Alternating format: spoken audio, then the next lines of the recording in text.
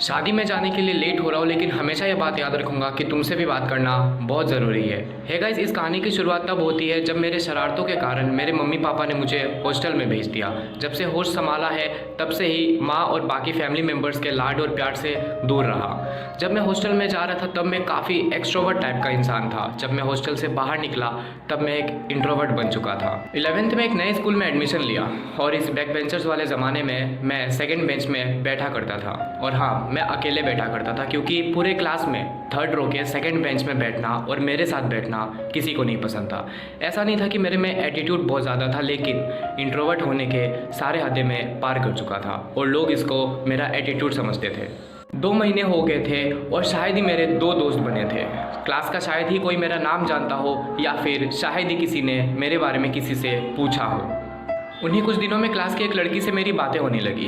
धीरे धीरे वो बातें मुलाकातों में बदलने लगी, लेकिन उसे मेरे साथ मिलने के बाद ये बात उसे भी पता चल गया कि मैं अपने आप को खास नहीं समझता था और मैं अपने आप को वैल्यूलेस समझता था। उसने मुझे समझाया कि खुद को स्पेशल फील करो क्योंकि भगवान फालतू में कुछ भी नहीं बनाता है। वैसे मैं ज़िंदा तो था, लेकिन ज़िंदा रहने में और जीने में फ़र्क होता है। हमारी दोस्ती धीरे धीरे प्यार में बदल गई और ज़िंदा रहने में और जीने में जो फ़र्क था वो मेरे लाइफ से काफ़ी दूर चला गया। सडनली मेरा लाइफ में काफ़ी सारे चेंजेस आ गए और हम तीनों बहुत ज़्यादा खुश रहने लगे। हाँ, आपने बिल्कुल सही सुना, हम तीनों। उसका एक दोस्त भी था। हाँ, मुझे उससे कोई भी प्रॉब्लम नहीं था क्योंकि ना कभी उसने मेरा ट्रस्ट तोड़ा था और ना कभी मैंने उसका ट्रस्ट तोड़ा था। इसलिए हमारे बीच में ट्रस्ट इशू नाम का कोई भी चीज़ नहीं था। वैसे हर रिलेशनशिप में झगड़े होते हैं और हाँ, हर रिलेशनशिप में स्ट्रगल भी होता है। बस तुम्हें यह देखना होता है कि तुम जिसके लिए स्ट्रगल कर रहे हो क्या वो इंसान वर्दी है। मैं उसके प्यार को कभी वर्ड्स में बयान नहीं कर सकता। उसके मेरे लाइफ में आने के बाद मेरी काफ़ी चीज़ें दूर हो गई, जैसे कि सिगरेट फूकना, ओवरथिंकिंग करना और सैड रहना। वैसे सबका सफ़र ही मुश्किल होता है, लेकिन तुम्हारी सफ़र और मुश्किल तब बन जाती है जब तुम्हारे सफ़र में तुम्हारा कोई साथ जुड़ता है और अंत तक रहने का वादा करता है, लेकिन वो इंसान आधे रास्ते में ही तुम्हें छोड़ जाता है और तुम्हें वो सफ़र अकेले पूरा करना पड़ता है। जैसे ये पिछला डायलॉग कहानी के इस सिचुएशन में मैच नहीं हो रहा, वैसे ही हर झगड़े के बाद मुझे ये रियलाइज़ होता गया कि मैं भी उसके लाइफ में कहीं ना कहीं मैच नहीं हो पा रहा। ज़्यादा सस्पेंस में तो नहीं रखना पसंद है मेरे को, इसलिए मैं बता देता हूँ कि रिलेशनशिप के 2 साल बाद उसे ये चीज़ें समझ में आने लगी कि मैं काफ़ी नेगेटिव इंसान हूँ और मेरा कुछ नहीं हो सकता और मैं अकेले रहना ही डिज़र्व करता हूँ। जाते जाते वो एक बात कह गई। वो कह गई कि वो भी एक इंसान है, वो क्लैश ऑफ क्लैंस की हीलर नहीं जो वो मेरे को सारा ज़िंदगी हील करती फिरेगी। वैसे ये बात दिल पे लगी क्योंकि ये बात सच थी, लेकिन यार मैं नहीं गया था उसके पास।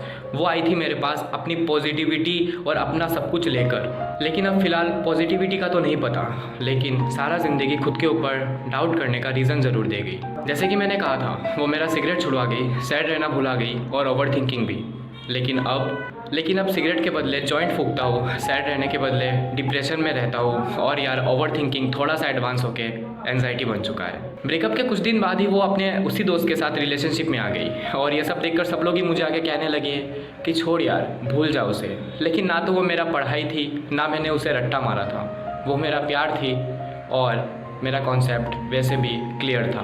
मैंने उसे बहुत समझाया कि इंट्रोवर्ट होना कोई क्राइम नहीं है, लेकिन वो नहीं समझी। मेरे 1000 टेक्स्ट के बदले में उसने मेरे को कुछ दिन पहले एक इनविटेशन भेजा।